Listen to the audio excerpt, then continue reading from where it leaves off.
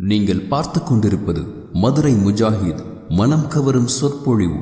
இது மார்க்கம் மற்றும் சமுதாயத்திற்கான குரல். அஸ்ஸலாமு அலைக்கும் வரஹ்மத்துல்லாஹி வபரகாத்துஹு. இன்னல் ஹம்துலில்லாஹ் நஹ்மதுஹு வனஸ்தஈனுஹு வனஸ்தக்ஃபிருஹு வனஊது பில்லாஹி மின் ஷுரூரி அன்ஃபுஸினா வமின் ஸய்யிஆத்தி அஅமாலினா. மன் யஹ்திஹில்லாஹு ஃபலா முடில்ல லஹு வ மன் யுடில் ஃபலா ஹாதிய லஹு.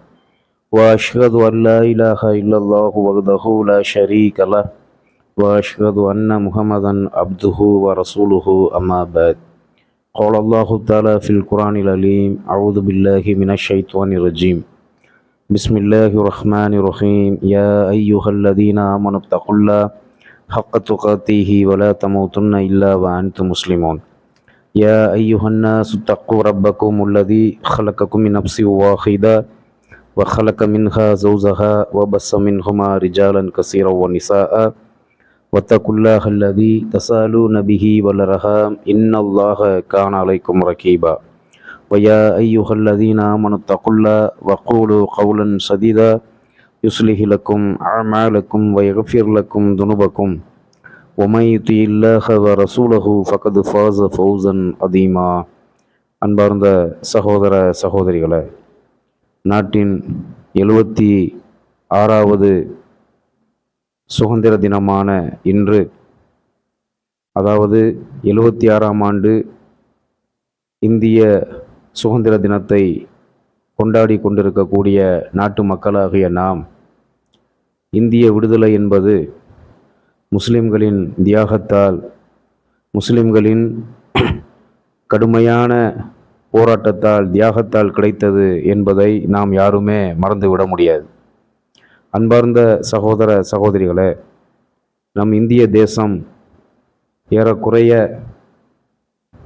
பல ஆண்டுகள் வெள்ளையர்களிடம் அடிமைப்பட்டு கிடந்த சமயத்தில், அதாவது ஈஸ்ட் இந்தியா கம்பெனி என்ற பெயரில், கிழக்கிந்திய கம்பெனி என்ற பெயரில் பிரிட்டிஷார் இந்தியாவிற்குள் கால் வைத்து இந்தியாவையும் இந்திய மக்களையும் அடிமைப்படுத்தி இந்திய வளங்களை கொள்ளையடிப்பதற்காக பிரிட்டிஷார் இந்த நாட்டிற்குள் கிழக்கிந்திய கம்பெனி என்ற பெயரில் உள்ளே நுழைந்து இந்த நாட்டை பிடித்து நாட்டு மக்களை அடிமையாக்கிய பொழுது, இந்த நாடு விடுதலையடைய வேண்டும் என்பதற்காக நாட்டு மக்கள் பெரும்பாலானவர்கள் களத்தில் இறங்கி போராடினார்கள்.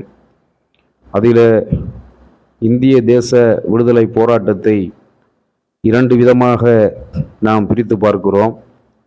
ஒன்று, நேதாஜி சுபாஷ் சந்திர போஸ் அவர்கள் நடத்திய அந்த ஆயுதம் தாங்கிய போராட்டம்.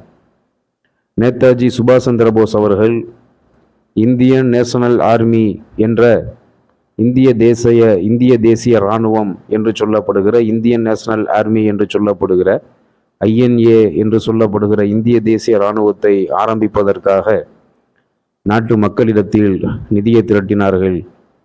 வெளிநாட்டு வாழ் இந்தியர்களிடம் நிதியை திரட்டினார்கள். அப்பொழுது நேதாஜி சுபாஷ் சந்திர போஸ் அவர்கள் INA என்று சொல்லப்படுகிற இந்திய நேஷனல் ஆர்மியை ஆரம்பிப்பதற்காக, இந்திய தேசிய இராணுவத்தை உருவாக்குவதற்காக அன்றைக்கு நேதாஜி அவர்களுக்கு 1 கோடி ரூபாய் பணத்தை இனாமாக கொடுத்தவர் வள்ளல் ஹபீபு முகமது என்ற ஒரு முஸ்லிம்.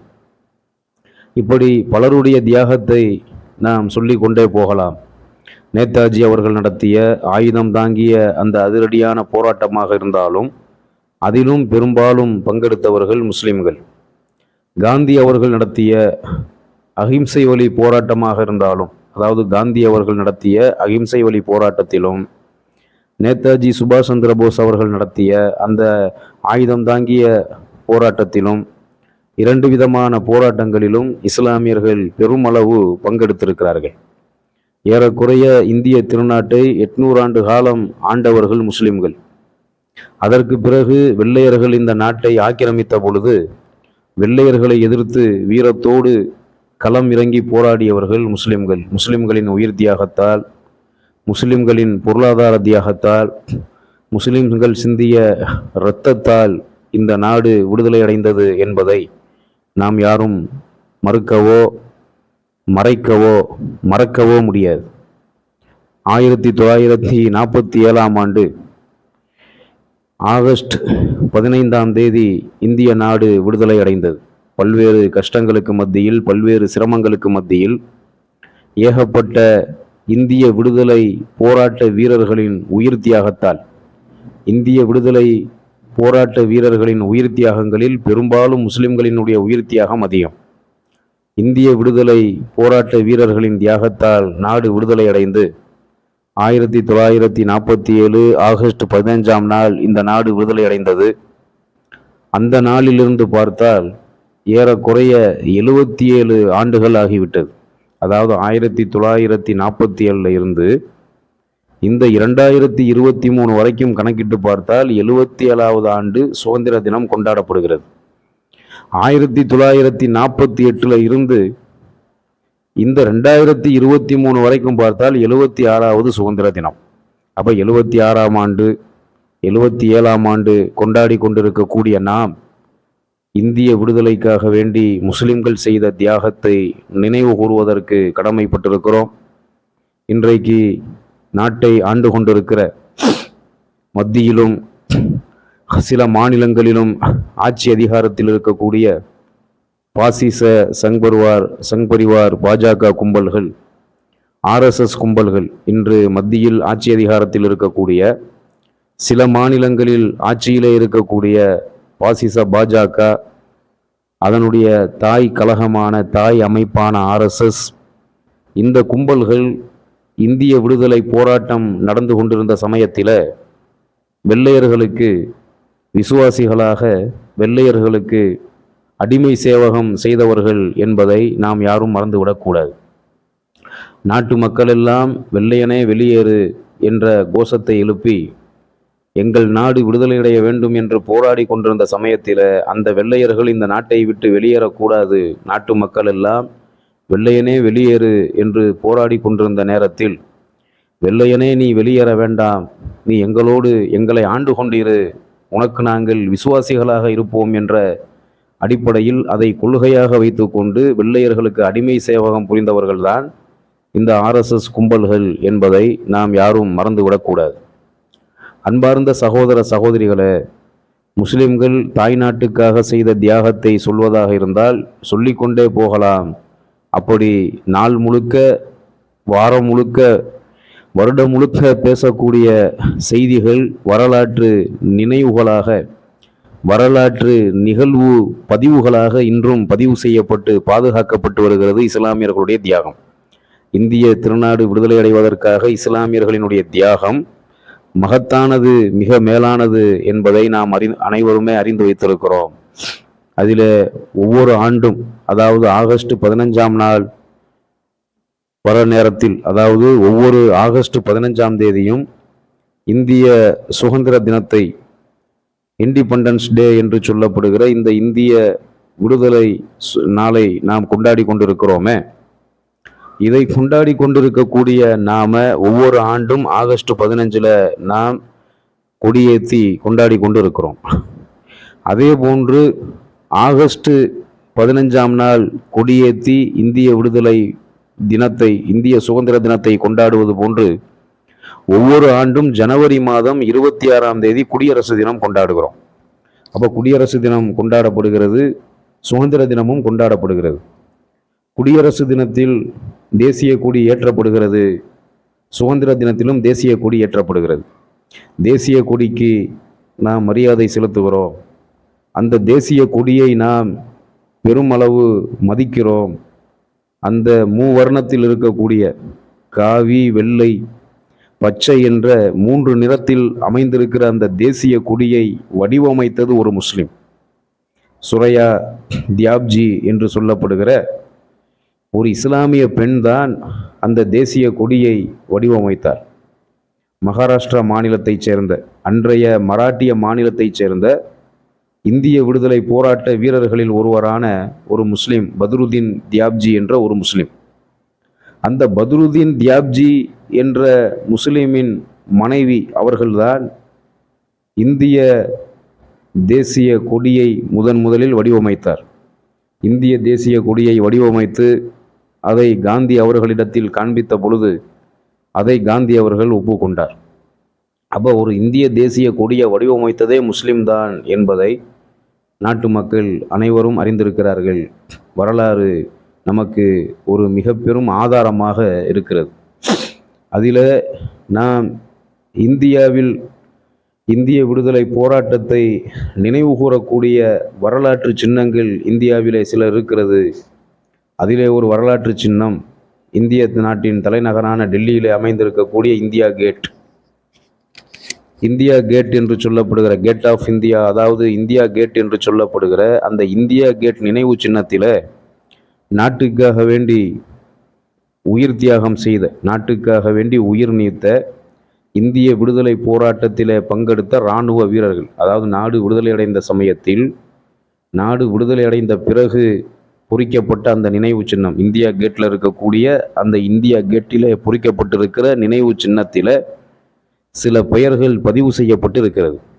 அது எந்த பெயர்கள் என்று சொன்னால், நாடு விடுதலை அடைவதற்காக நாட்டு மக்கள் எல்லாம் களமிறங்கி போராடிய நேரத்தில் சிலர் இராணுவத்தில் தங்களை இணைத்து கொண்டு அப்பொழுது இருந்த இந்திய இராணுவத்திலே சேர்ந்து வெள்ளையர்களை எதிர்த்து போராடி உயிர் தியாகம் செய்தார்களே, அந்த இந்திய விடுதலை போராட்டத்துக்காக வேண்டி போராட்டத்தில் பங்கெடுத்த, அன்றைக்கு போராட்டத்தில் பங்கெடுத்த இராணுவ வீரர்கள் என்று எடுத்துக்கொண்டால், அந்த இந்திய விடுதலை போராட்டத்திலே பங்கெடுத்து அதற்காக வேண்டி சிறை சென்று இராணுவ வீரர்களாக அந்த இராணுவத்தில் அன்றைக்கு இருந்த இந்திய இராணுவத்திலே தங்களை இணைத்து கொண்டு இராணுவ வீரர்களாக ஆயுதமேந்தி களமிறங்கி போராடி அதற்காக வேண்டி உயிர் நீத்த இந்திய இராணுவ வீரர்களினுடைய பெயர்கள் அந்த இந்தியா கேட்டிலே பொறிக்கப்பட்டிருக்கிறது.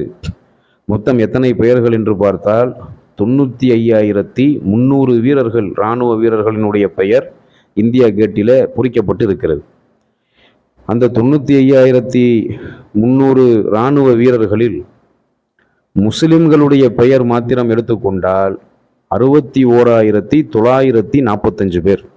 அதாவது இந்தியா கேட்டில் எழுதப்பட்டிருக்கிற, அந்த பொறிக்கப்பட்டிருக்கிற, செதுக்கப்பட்டிருக்கிற அந்த முக்கியமான இராணுவ வீரர்களான தியாகிகளினுடைய பெயர்களில் 95,300 தியாகிகளினுடைய பெயர் எழுதப்பட்டு அதில் அந்த கல்லில் அந்த இந்திய கேட்டு நினைவு சின்னத்திலே செதுக்கப்பட்டு இருக்கிறது. இந்தியா கேட் நினைவு சின்னத்தில் செதுக்கப்பட்டிருக்கிற 95,300 இராணுவ வீரர்களில் முஸ்லிம்கள் மாத்திரம் நீங்கள் தனியாக அந்த பெயர்களை எடுத்து பார்ப்பீர்களேயானால் 61,945 பேர் மட்டும் முஸ்லிம்கள். மீதி 33,355 பேர் தான் மற்றவர்கள், அதாவது மற்ற மதத்தைச் சேர்ந்த இராணுவ வீரர்கள்.